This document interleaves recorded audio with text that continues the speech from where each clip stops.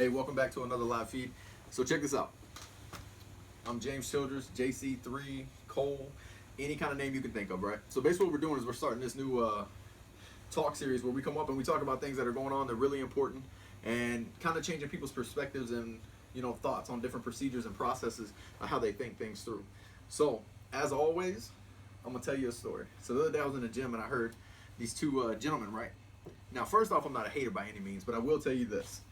I'm a firm believer in paying attention to what other people are doing in the gym. One, for safety, and two, you never know if they're going to do something. They might hurt themselves, hurt somebody around them, or anything like that. And plus three, it's always good to meet new people, get your face out there, get your name out there, and have people understand where you're coming from, and you might change somebody's life. With that being said, I heard these two gentlemen, they smaller framed individuals. They were in there working out, right? And they were killing 135 on the bench press, and they got excited. And I heard one kid say something that's kind of a pet peeve of mine. Kid tells the other guy, he's like, man, you went straight beast mode. You were a beast on that.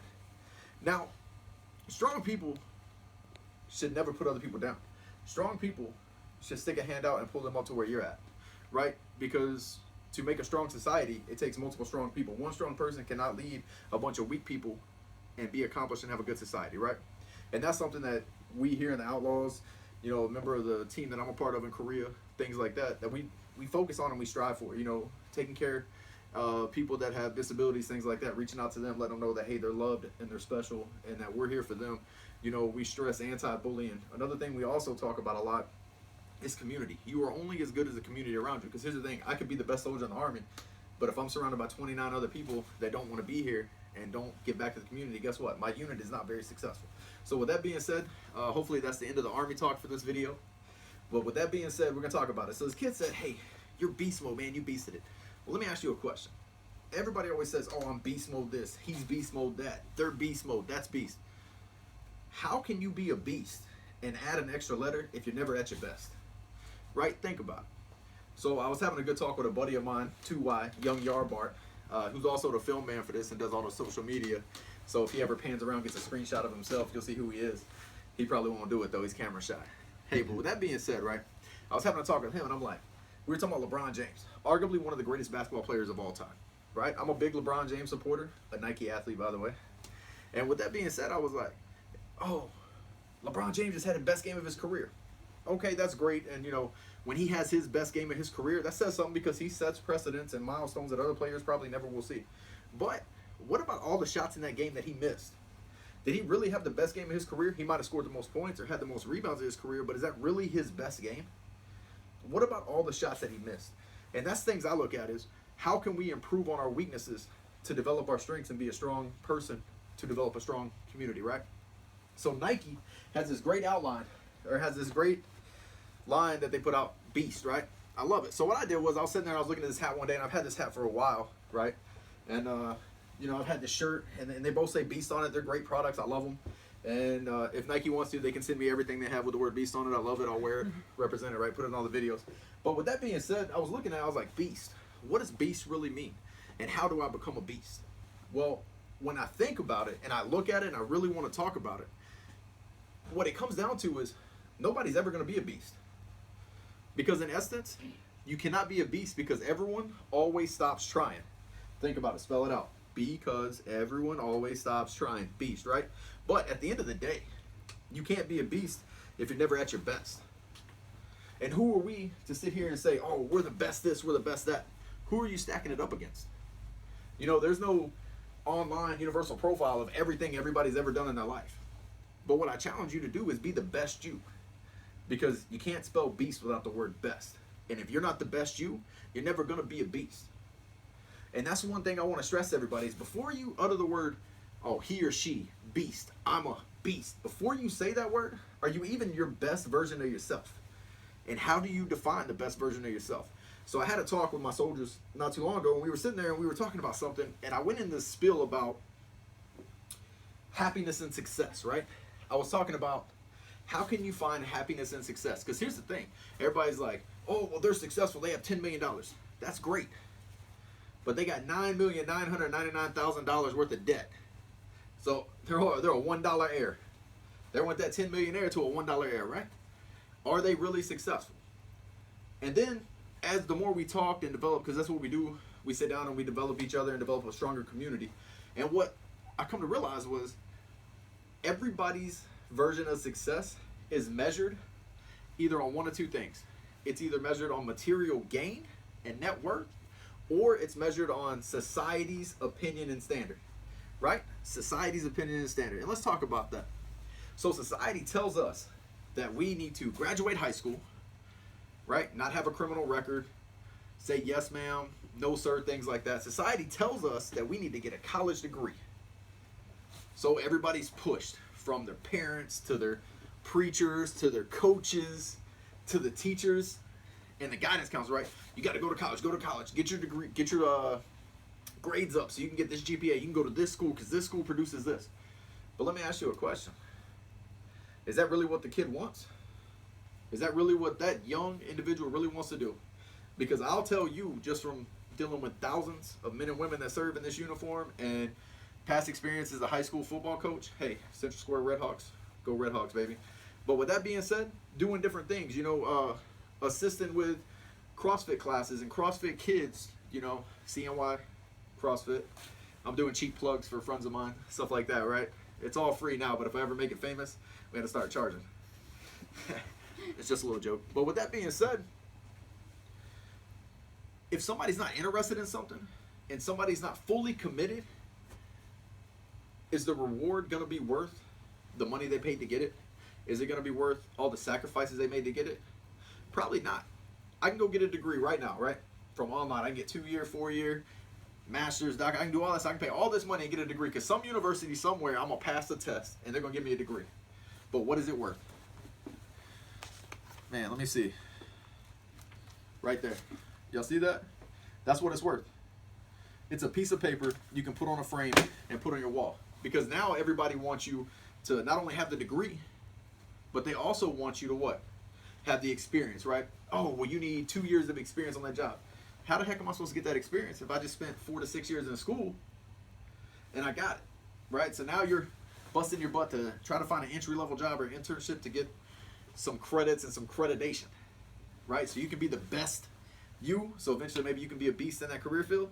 You're trying to be the best you, right? To get there and do everything you can.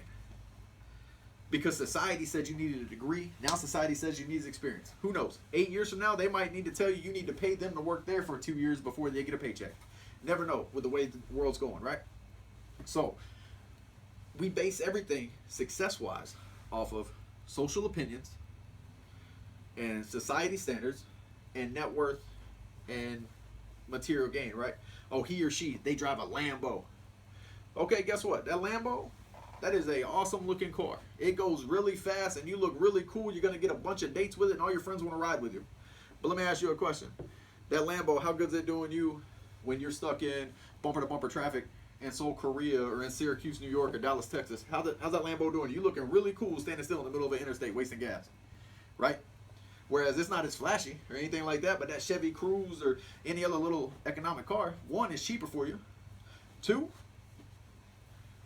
it gets you from point A to point B, right? Mm-hmm. And three, it doesn't cost as much in gas. Therefore, you're going to pay it off faster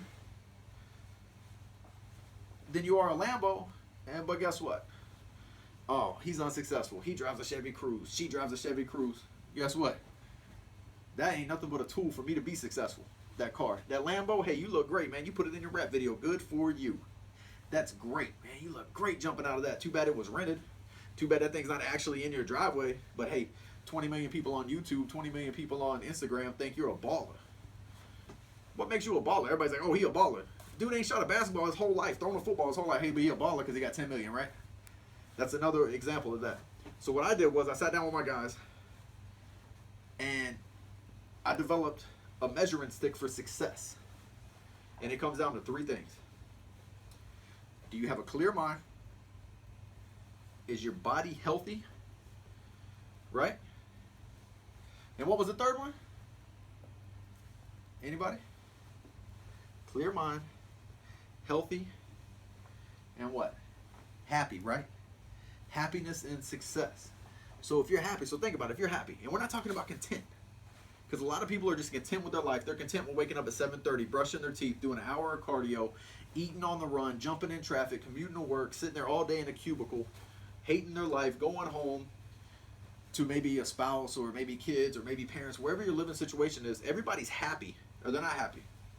They're content. That's okay with them waking up every day doing the same thing at the same time, going to sleep, then spending their weekends drinking alcohol or partying or watching football. Whatever it is that their stress relief mechanism, whatever that is, they're happy with doing that because they're content. Whereas if they were happy, they would beat their alarm clock waking up. They'd be brushing their teeth, they'd be singing a song, smiling in the mirror, right?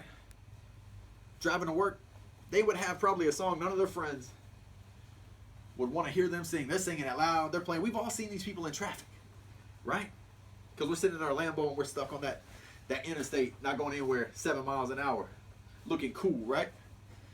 With our $100,000, $200,000 car, looking cool. But we look over and this man or woman to our left, they're singing, they're having a good time, they're beating on the steering wheel, drinking coffee, sunroofs open. They are just having a blast because they're happy. They're not content. Are you healthy? And what I mean by healthy is, is your body feeling good? Do you feel like you can get up and go do something? Do your legs feel strong? Does your heart feel like it's pumping extra hard that day? Just getting more blood out. You're happy and you're healthy, right? Being healthy is not only a physical thing, it's also a mental thing.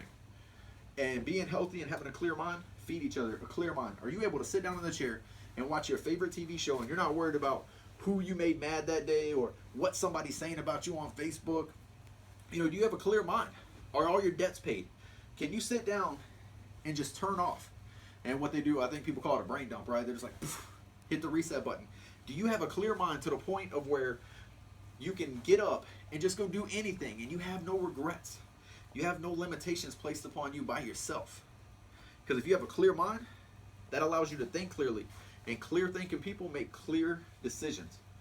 Maybe not the best decisions, don't get me wrong. Somebody who's a clear thinker does not always make the best decision, but they make a clear decision. And what I mean by a clear decision is you actually thought about the pros and the cons. You thought about the ups and the downs of this decision. You thought about, hey, if I do this, the tertiary effects, the second and third world effects are this, and this. You actually thought it through because you're clear-minded. Your mind is not clouded with preconceived notions. It's not clouded with society's limitations. Your mind is also not clouded with what you fear to be the result. Right? So if your mind's clear, your body feels good, then you can be happy. So those three things are the measuring stick that I would like to push forward and people to actually use to determine whether it's successful or not. Because guess what? If you are successful, then you are at your best, right? And guess what? You can't spell beast without being at your best. Once again, this is another JC3 LL Me with Dwayne Yarbart, 2Y, sitting over there doing all the social media. We got Ashley Oderon on the other camera. And with that being said, I'm putting it out there. I'm open for sponsorship. We're about to blow up. We're going to make it big on Instagram, YouTube. We want to try to do it. It's all about positive thinking in your everyday life and becoming a better you. Because once you're a better you, you can build a better us. Have a great day.